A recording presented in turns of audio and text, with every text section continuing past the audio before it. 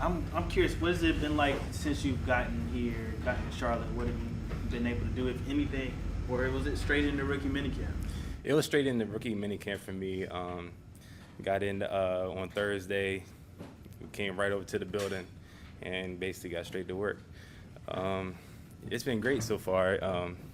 Really getting a chance to just learn how everybody is, face to face. Finally, seeing everybody, and just being a part of the group. And there's a lot of love here. Going to love you hard, get on you if you mess up, but when you do good, they show you that, that love is saying good job, whatever like that, because they see like the progress that you're making.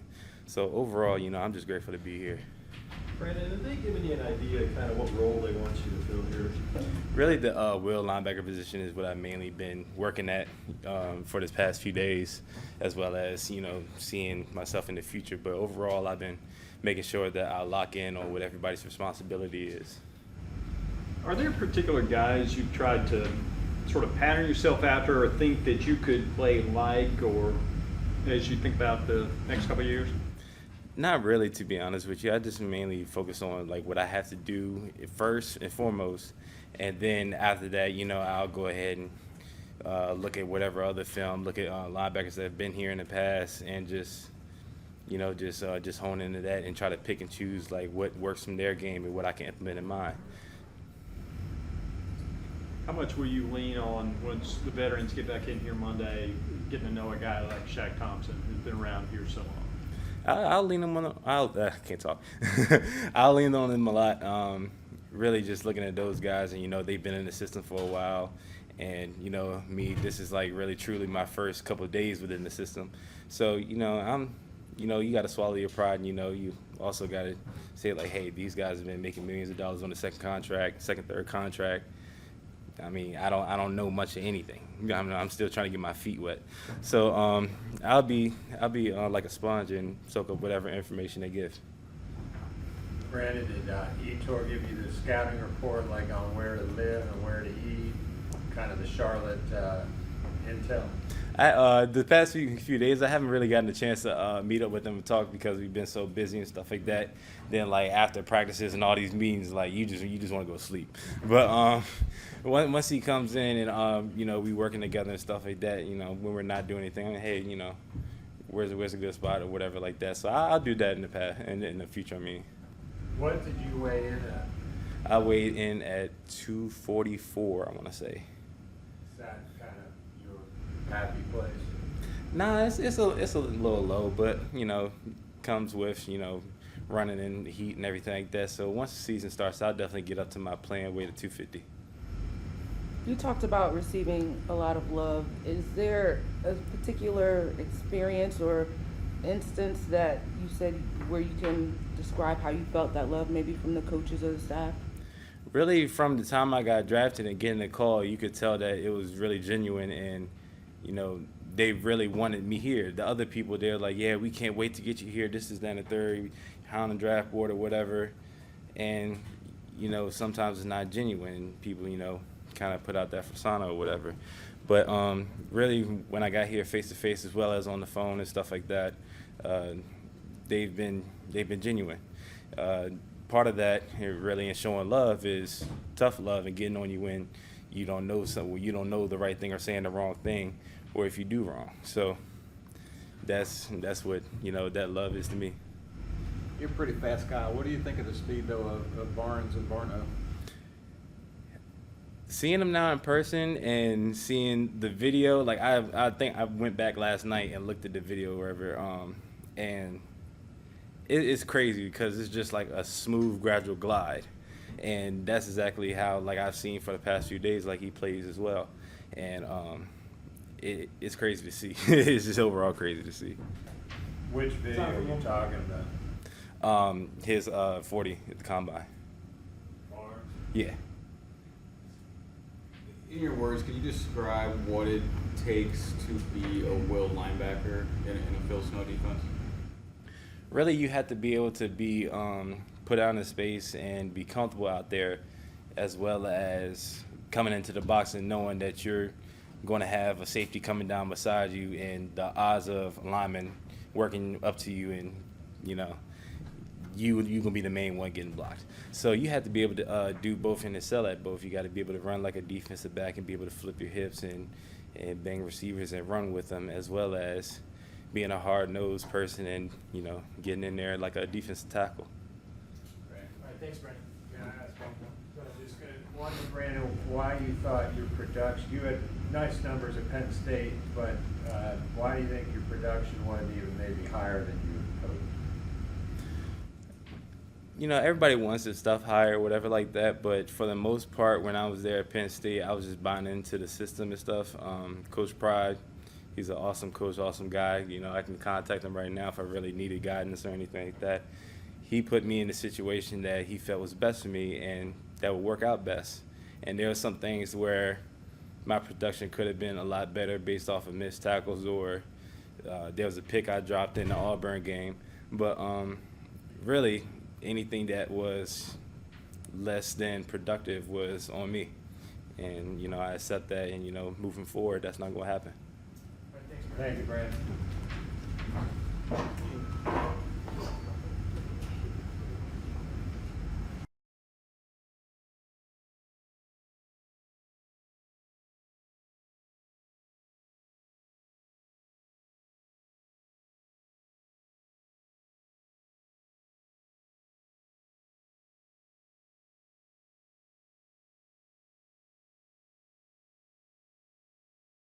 Amari, how would you describe this first weekend on the job and what they've thrown at you so far?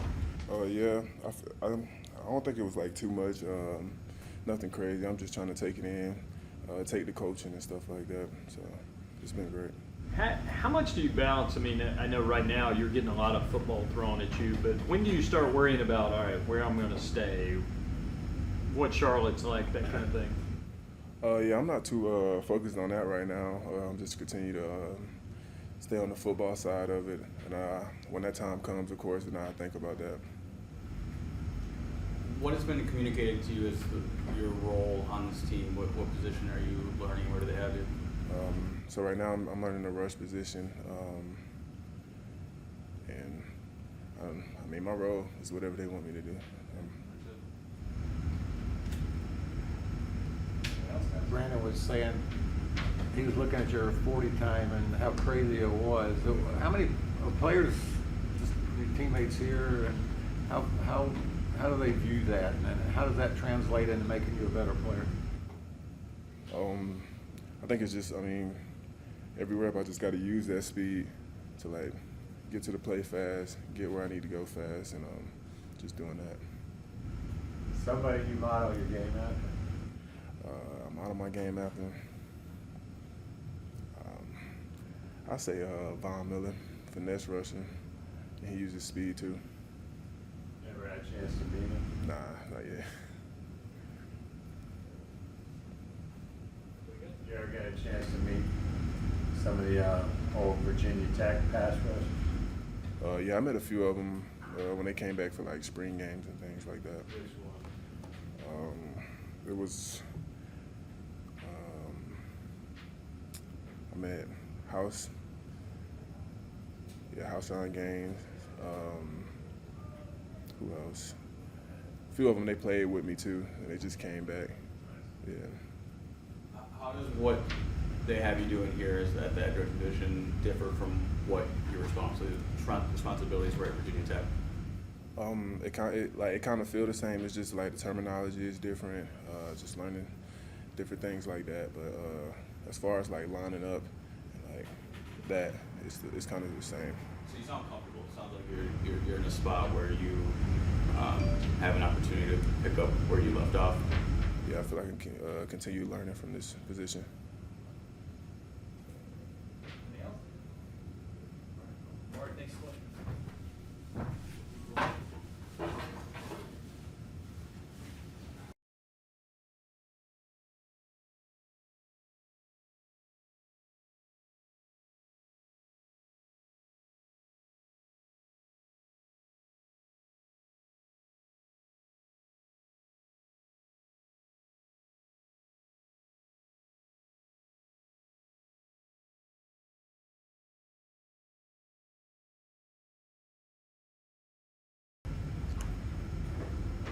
when did I'm just curious? When did you arrive in Charlotte? And was it straight to minicamp for you, or were you able to do anything in the city at all? No, I ain't get to do too much. I came on the 12th. The first day we got here was a lot of physicals, and like a lot of physicals and stuff. So like by the time we got done with everything, I was exhausted. So after that, I went to the room, we just chilled for the next day, and got ready for the practice. Kevin, one of your teammates was just sitting here talking about how he watches you run. He says you glide. You run, you glide. Take us back through your past. Like, when did you realize that you were damn fast, and when did all that kind of, was it real early in life or later on? Actually, my dad seen that I was real fast when I was younger, because I was 5 years old I went up in league. I played tackle like when I was 5 years old. I didn't realize how fast I was till I got to high school and I started running track, like my junior year when I first broke the record. So that's how I realized how fast I was. And plus, obviously, playing football, like just running past everybody. But track, that's how I really realized. Like that's when I really realized like how fast I really was. And so I kind of went the track route for a little while, and then I think I wanted to stay with football. I stayed the course. Sorry, what record did you break? The 100 meter and 200 meter. I broke it my junior year in high school and my senior year. I broke my own record in the senior year. Why did you decide to pursue football instead of track? I actually almost took the track. I almost took with the track route because I know when I was 16 years old. I remember I went to a Boston Boost, go run track, and for like a little event in Boston, and Adidas had offered me like a big 6-figure deal. And I remember when they were gonna get my dad a job and everything. So I'm 16 years old, just thinking about the money. So I'm like, I want to go run track. But luckily, I had my daddy was on my side, my mom was on my side, and actually my daddy went through this same process also. So he was like, why would you go take that one deal when you can go to the NFL? You get paid like on a weekly basis, and you take the track. And you go to take track, you just get that one deal. So that's kind of how my decision went. Would you be on a football field if it wasn't for your speed? Yes, sir, most definitely. I was actually, most people say that I was a track guy to play football. I say that I'm a football guy that's just really fast that ran track, obviously, because I have football skills. So I say yes, most definitely. What makes you a football guy? Like I say, my physicality, willing to learn, real coachable. And I say just the small things, small details that you can always learn from a coach that's always been coaching for years and years and got a lot of experience. So that's kind of where my passion leads to. Were those records national or Texas? One national, one Texas. Actually, the Texas record was actually my dad's record.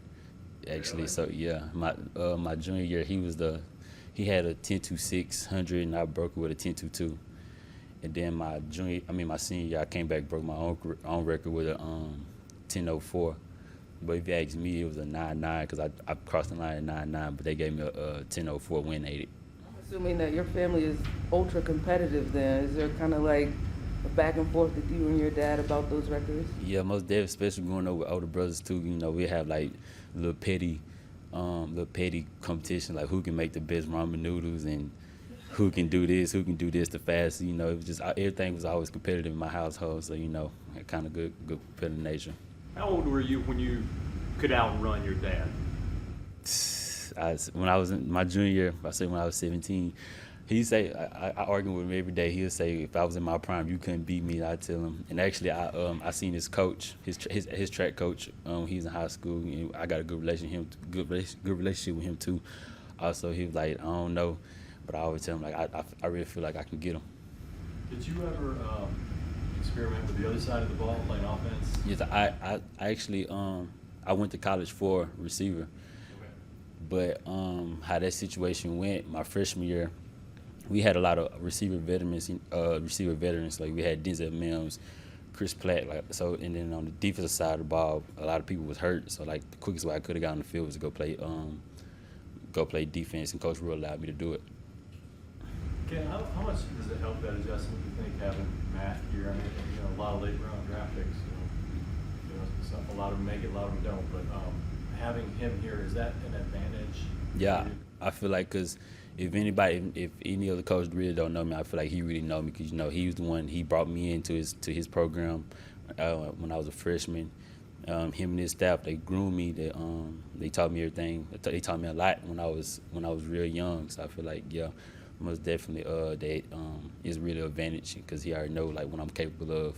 Did you compete in any like junior Olympics? Were you part of like the U.S. junior team at any point? I was supposed to, but I didn't go. I went on and went to school. It would have been when you were like 18 or so? Or? Yeah, my senior year when I was 18. Was it a tough decision at all? Or? Nah, I was ready to go to school, so it was really hard. I wanted to go, but like I'm gonna go ahead and go to school, try to get a head start in the playbook. So that's how my decision Did went. they ever try to get you to do both sports at all? I did track too. Okay. I did track for one season. What has Coach Rhule communicated to you about your role? Are you an outside guy? Are you slot corner? How are they using you? Right now it's just outside guy right now. Just learning the basics of everything. We got a lot of guys. Everybody not gonna make the team, so everybody just trying to focus on one little thing. And then I'm pretty sure like as we get down that road, you try to use me even more. I feel like Are you most comfortable outside or? outside, but I really feel like I could play inside also. 'Cause, I actually learned a lot. I know the defense, the plays that we have installed these last 2 days. I know it really well, so I feel like I can play the nickel spot. If I could ask you about that, I'm sure that that $600,000 deal that you have, I'm sure that was a tough decision. What ultimately gave you the comfort to go into the football role? That was something I always did. That was my passion. That's where my passion was always was. I played football since, like I said, I've been playing football since I was 5 years old. And track just came when I was in high school. And I knew, like, my daddy always had the track background. My brother did track in high school. So I decided to go run track. That's kind of where I got to run track at. But that's what I said. Football was always my first passion. And then I played basketball a little bit, but it was never track. Who was the first person to call you Boogie? Who was the first person to call you Boogie? My parents, the name actually came from, like, I used to like to dance when I was younger. The dance was called the Boogie, so I don't know what the dance was. I don't know how it went, but the name really just stuck, and how it got out. It started at my games. My mom and my dad always say, "Let's go Boogie," and everybody was like, "Who was Boogie?" So that's how the name. So I changed my social media name to Boogie, and that's how the name really got out. Who's judging the ramen noodles competition? I just gotta know. My mama. I was just wondering, I wanted to re-clarify my question.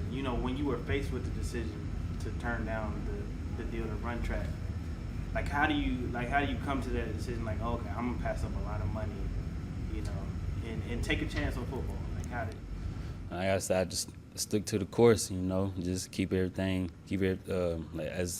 from day one. I always wanted to be in the NFL. Track was never a thing that I wanted to go do, but it was just something that just happened out of the blue. So it was always, like I said, it was always football. So I stuck with the course. All right, thank you, Kevin. I appreciate it.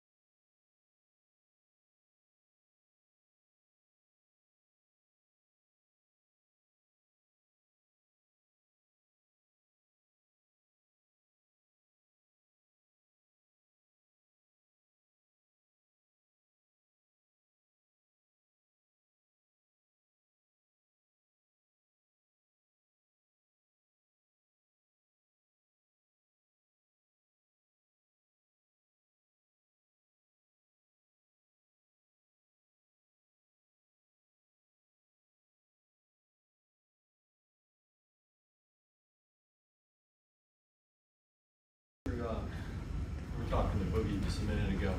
Obviously, he can flat out fly. What has he got to do to make this roster to contribute on the football field? Yeah, I think we're really deep in the secondary. So I mean, there's going to be a lot of great battles there.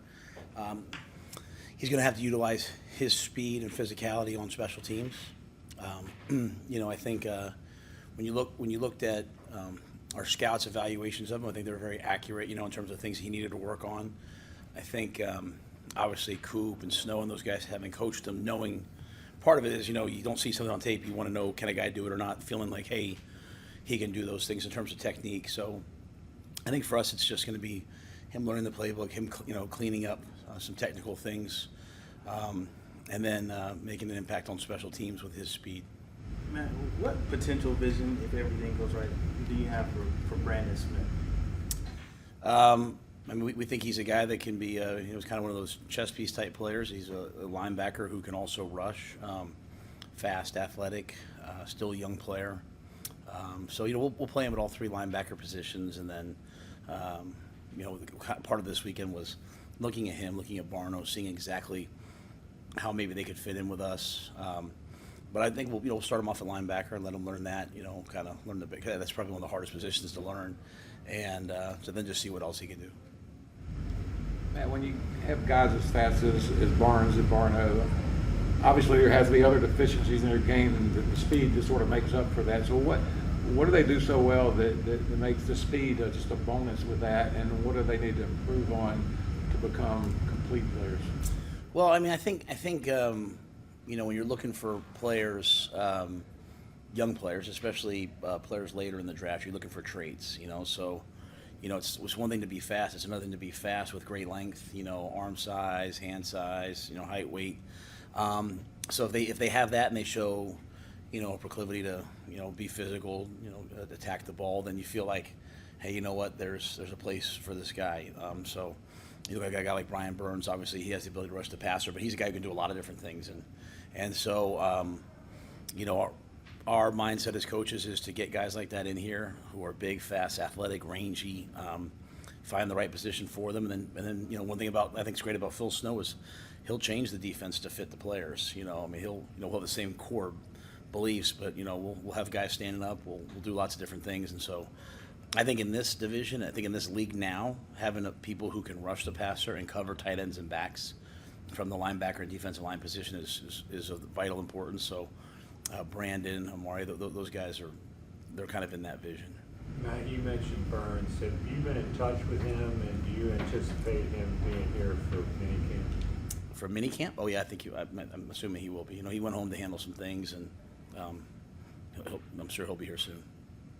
Is there a chance he'd be back before then? Or I don't want to speak for him, but I mean he was here. He was doing a good job while he was here. He went home. I'm expecting that he'll be back.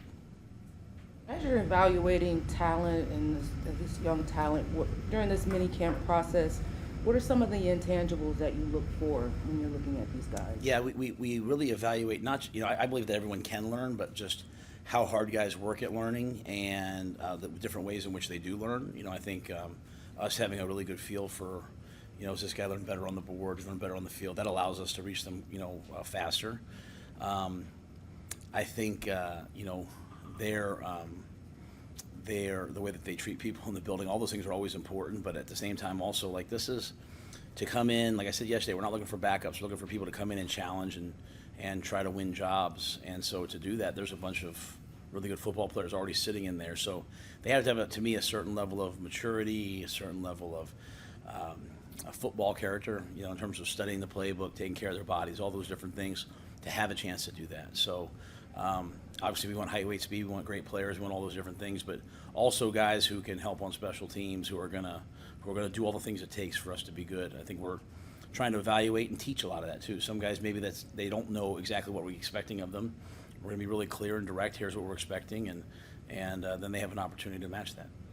Matt, I have a similar question that was asked about Brandon earlier. When you select Amari, what do you envision his role being, 2 or 3 years down the line? Yeah, I think when we took him, we thought of like that Sam linebacker / pass rusher role that Hassan played last year, that Frankie played last year, that Marquise Haynes can play, that Burns can play. So we talk a lot about positions and stuff like that, but at the end of the day, really a lot of the game comes down to third down. It comes down to the ability to rush the passer. So I think with Amari, we saw flexibility, but we also saw the ability to rush the passer and develop into someone who can rush the passer. Matt, Kalen was saying that he did track, I think, for a season at Baylor. Was that a deal where you kind of wanted him to stick with football, or what was that conversation like? No, I encouraged. I mean, if you go back in my history, like I was at Temple, I had our starting quarterback. I let him go play baseball in the spring. I'm completely against specialization at the young ages. So I'm certainly against, even in college. It's like, the more you can do, the more you can do. Like, you're either going to be out running track or playing video games. Like the study hall was going to be, we're going to make sure you're going to have good grades. And so, I think we had 7 kids from Baylor, or 6 or 7 kids that were at the combine. I think 3 of them posted the fastest times at their positions. Those were all the same classes. Coop led the recruiting. As a recruiting coordinator, we called it Be Fast, and we went out and we found guys that could run track and play football. And they then decided, and that was a history that goes all the way back to RG3. He won. I believe he won. He's going to get mad at me if I say this wrong. I believe he won the Big 12 in the 400-meter hurdles or something like that as a freshman. So, Kalen, we had a spring scrimmage where I told Coop, I said, listen, he's running track this afternoon. Like, just give him a couple reps. And then Coop, whom I love, forgot that I said that and practiced him the whole practice, live, tackling the whole deal. Kalen, goes in, showers, changes, goes across the river to the track, and then runs like 10.43, and then was distraught that he ran 10.4. But he was that type of track athlete. But we had a bunch of guys doing that though. We had, JT Woods and who got drafted this year. So we recognized pretty early there, like in order for us, we weren't going to beat the likes of Texas and Oklahoma in recruiting, so we were going to go find the biggest, fastest, most explosive guys we could, and then guys like Phil Snow would teach them the game, and it would work out. So that's why we have such faith in Kalen, because I remember going and watching him in high school. He was 10-1. We had to recruit against track. He either had a choice to take money or play football for us. That's literally the opportunities he had. So brought him in as a receiver, then moved him to corner, and saw that he had technique, but more importantly, he wasn't a track guy. He had the football mindset, which is really important. How does playing another sport help a football player? Well, I think growing up, I think the eye-hand coordination, like tracking the ball, like you'll hear a lot of old coaches talk about, they miss having guys play baseball. Like a lot of guys used to play football and baseball. Now a lot of guys run track, but playing center field, tracking the ball, all those different things. You kind of miss a little bit now in today's football. See, when you're a football player and you're coming up, you can't really play football in the offseason. Like if you're a basketball player, you can play AAU, you can do all those things. If you're a football player, now 7-on-7's coming along, which has been great, right? It's developing skills, but there's something about walking out onto the mat, onto the court, onto wherever, and winning and losing, right?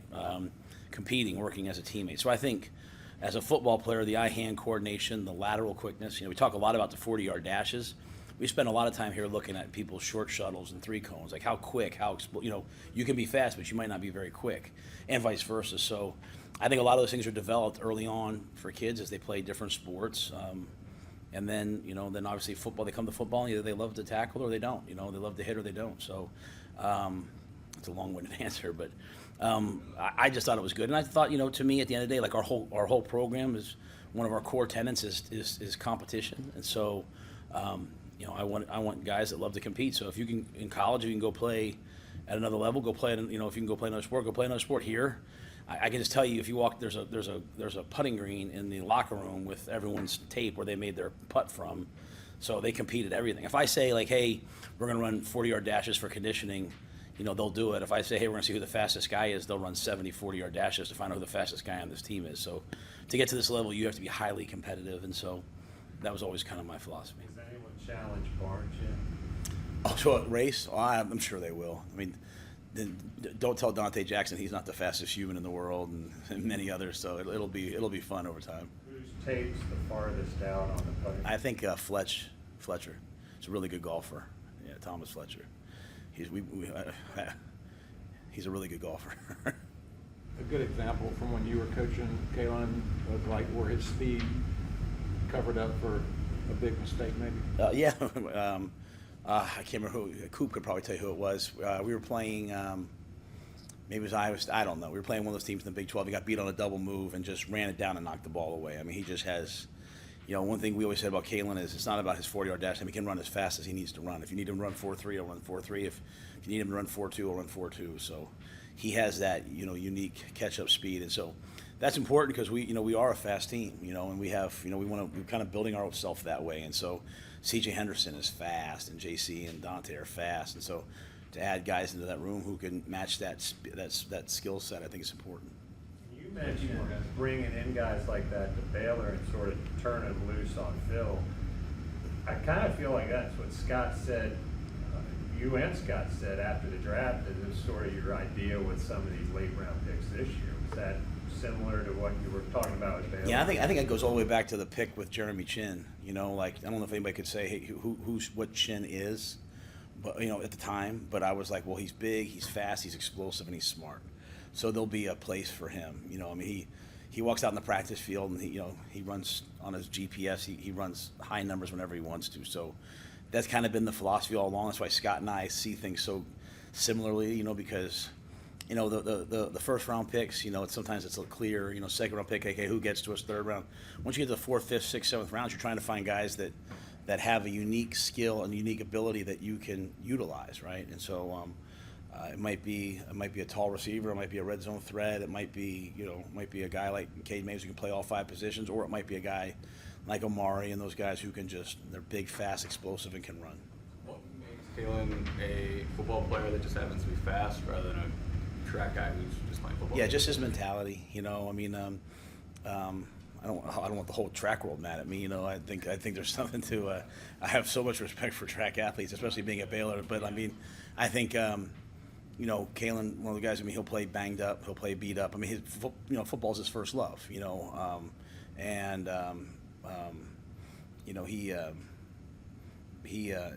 like I said, he broke his finger one time, and he just taped it up and just went out there and just kept playing. He's just a football kid that also happens to be really fast and runs track, and we had a lot of guys like that. And do you envision him outside more or as a slot corner? Or? I think we're going to trade him as an outside corner, and then really who goes inside on third down. Really, sometimes for us it depends on the matchups. First, second down, we love Miles Hartsfield. His versatility. We'll obviously have a lot of competition there, but with CJ coming on and Dante back, J.C. Horn's a guy that can go inside and outside. As a matter of fact, he's one of his special traits is the fact that as big as he is, he can go inside. So I think as the year goes on, Phil will utilize all those guys. Matt, I know you haven't watched practice tape yet, but what's your first impression of Coop and Cedric as coverage players out there? They did that a bunch last year. So I always remind Cedric that Coop was a Division I athlete, Group of 5. Cedric was not. So, but I appreciate that. It just goes to show you we got a great group of coaches who do whatever it takes to make sure we can practice. Coog's assistant O-line coach has played left guard the entire week, so he's or right guard the entire week. So I think he's tired. Who do you anticipate competing with Hartsfield for that nickel spot? It's a great question. I think we'll train a lot of guys. I think, like I said, J.C. Horn's a real possibility. We're really happy with Keith Taylor. Rashawn Melvin's a guy that gives us so much versatility, can do so many different things. So, and then we'll play some big nickel as well. So whether that's Chin, whether that's one of the other guys coming down, we're kind of in that phase right now of just teaching the defense, kind of making sure everybody understands it, and then really kind of isolating on some jobs as we go. But I think just talking to Steve Wilkes, I think he's happy with the development of the secondary so far in their learning.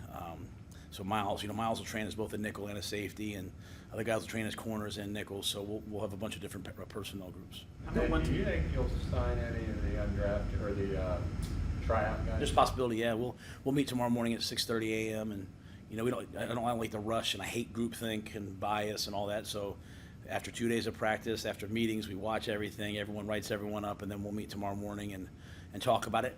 And the other thing, Scott and I were having a conversation in the field. It might not even be right now, but it might be, hey, in 2 weeks we're looking for a guy like, hey, some guys have really impressed us. And going back to your question, some guys that we didn't know much about have really impressed us with their ability to learn quickly and their knowledge and all those things which you need as injuries happen. You need someone who can step in and who's really, really smart. So we'll have kind of a list maybe now, tomorrow, and then but also some guys maybe down the line. Speaking of that, Speaking of that, I think this is your first opportunity to have a normal rookie mini camp. How has that helped as you continue to, build the foundation of this team for the upcoming season? Yeah, it's really important, and I can't remember how it happened last year. It's also the first time I've had the rookie mini camp while we're actually on the field practicing football at the same time. I think that's how. Maybe last year was the same, but I've had a couple weeks now of watching us practice. So as I'm sitting there watching the guys out there, who are trying out, I can compare them in my brain to everything that we're doing right now. So, I mean, it's night and day. The last 2 years for everybody in the NFL was unprecedented. I mean, the rules were so different. So, it's great to get a bunch of guys out there because you can have 7-on-7. You can see guys compete. You can see guys. It's one thing to look good in drills. It's another thing to do. Have to carry over while you're tired. Remember what to do. So, we're getting a lot of good work. It's definitely worth it for us. Thank you, Coach. You had me, and I'm sorry. Oh, it's all good. I can't remember if you said this yesterday, but how did you all become interested in Ryan Switzer and him being able to? Ryan came to when we worked out one of the quarterbacks. He came to the workout, so obviously we just kept him on our list, and you can have a couple of vets. So he's done a great job for us. So we'll see what happens. We also haven't gotten a chance to talk to you since you guys signed your returner. Oh, Andre, yeah. Yeah. That was Andre was someone that we had high on the list, and we were kind of just wanted to see how the draft went. We knew coming out into the draft that what we really wanted was we wanted a left tackle, a quarterback, and a returner. Those were the three things I felt like we needed. And so some guys we thought about maybe drafting a returner that went before us, and then Andre's was an established player. We were able to get a deal done with him. So right afterwards, so it all worked out. All right, thanks guys. Appreciate it.